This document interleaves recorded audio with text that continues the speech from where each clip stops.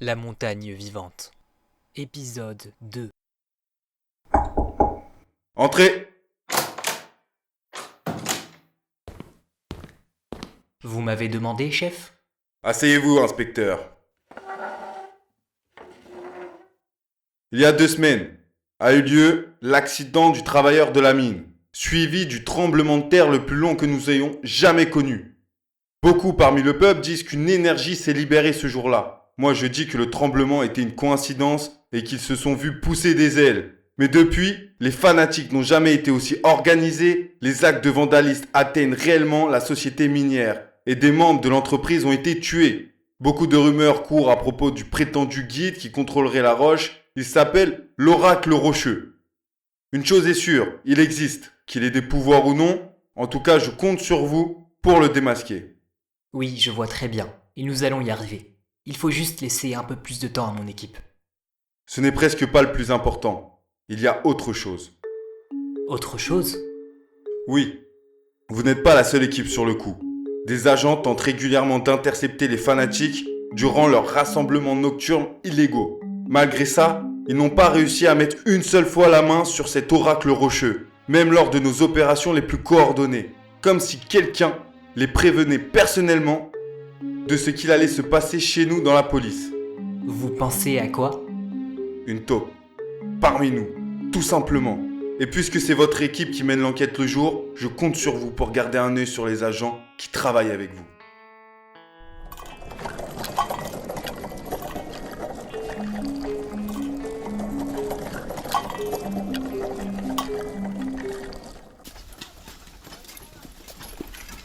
Dites-moi, lieutenant Mathieu Picard, que pensez-vous de ce supposé oracle rocheux qui guiderait les fanatiques de la montagne ?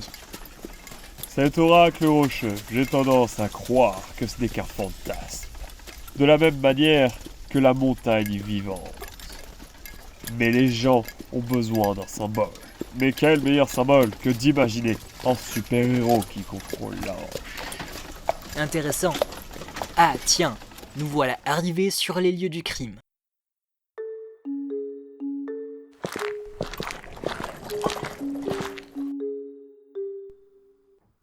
Qu'est-ce que c'est que ça ? Quand on parle de roche... Incroyable ! Un trou dans le sol. Mathieu, allez interroger nos collègues dans la maison de la victime. Je veux un rapport de la situation. C'est comme si c'était fait.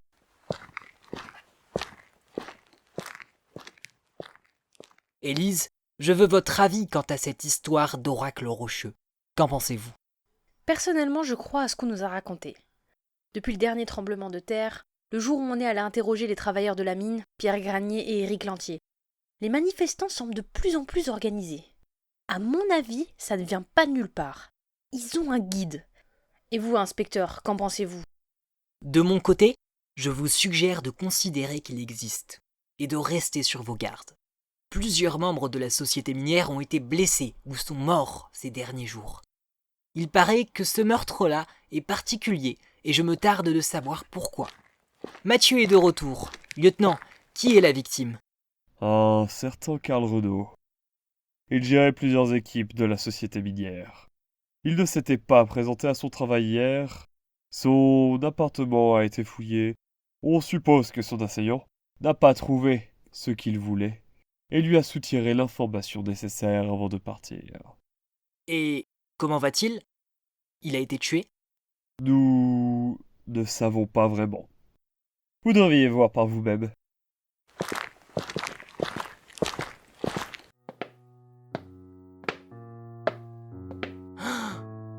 Prenez-moi pour une folle, mais je crois de plus en plus à cette histoire de pouvoir. Inspecteur Alban, je suis l'experte scientifique de cette affaire. Très bien. Pouvez-vous me dire que fait ce rocher de 2 mètres à l'intérieur d'une maison ? Après notre étude, nous ne voyons que 2 hypothèses. Soit notre victime a été changée en pierre, soit il a été enfermé dans un cocon de pierre. Nous allons briser doucement le rocher afin de savoir laquelle de ces deux hypothèses est vraie. Très bien, merci de votre travail. Mathieu, Élise, sortons d'ici. Attendez, inspecteur, où allez-vous? Nous n'avons quand même pas fini d'enquêter. Cette maison-là, les voisins d'en face de là où nous nous trouvons, elle est parfaitement bien située et ses habitants nous observent actuellement. Décoller la pierre du sol pour la faire rentrer dans une maison et y enfermer un individu, ça ne doit pas passer inaperçu. Allons leur parler.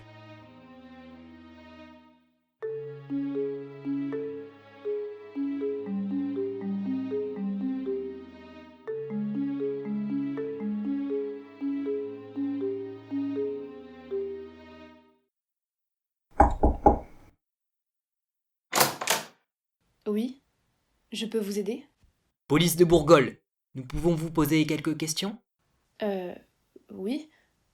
Bien sûr, entrez.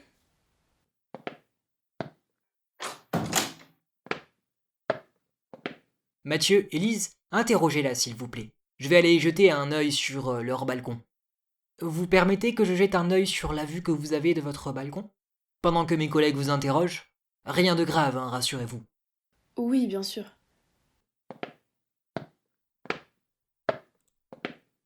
Vous vivez ici depuis longtemps ou... Salut toi, comment tu t'appelles? Moi, c'est Albert. Albert Alban. Bonjour, mon nom c'est Eva. Enchantée. Pas de problème. Tu es très poli, dis donc. Mes parents, ils m'ont toujours dit d'être poli. Tes parents te donnent de bons conseils. En plus, vous avez une très belle vue de ce balcon. Tu as déjà vu quelque chose de spectaculaire se produire dans cette maison là-bas? Oui, hier un magicien est entré et a cassé la pierre devant la maison pour faire entrer en 1000 morceaux à l'intérieur. Il avait une cape et une capuche comme papa et maman. Waouh, tu as eu la chance de voir ça. Et tu en as parlé à tes parents? Oui, mais ils me croient pas. Eva, viens ici. Arrête d'importuner notre invité. Ça ne fait rien, madame. Je crois que mes collègues ont terminé.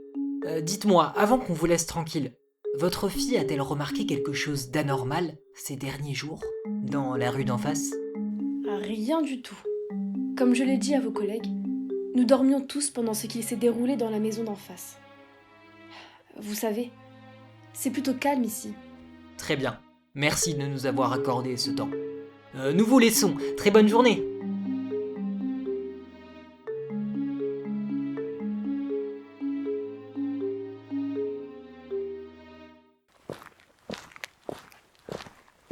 Ce sont des fanatiques de la montagne.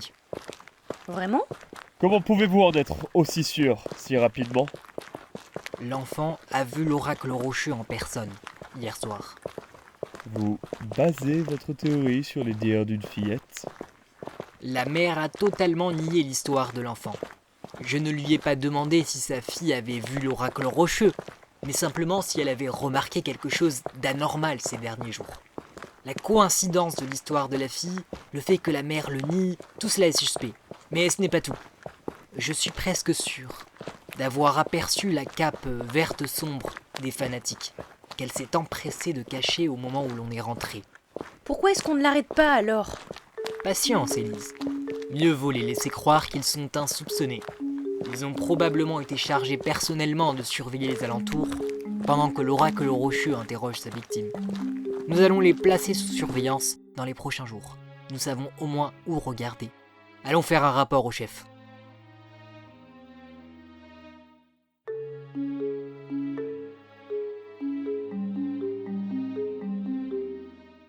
Excellent travail, inspecteur.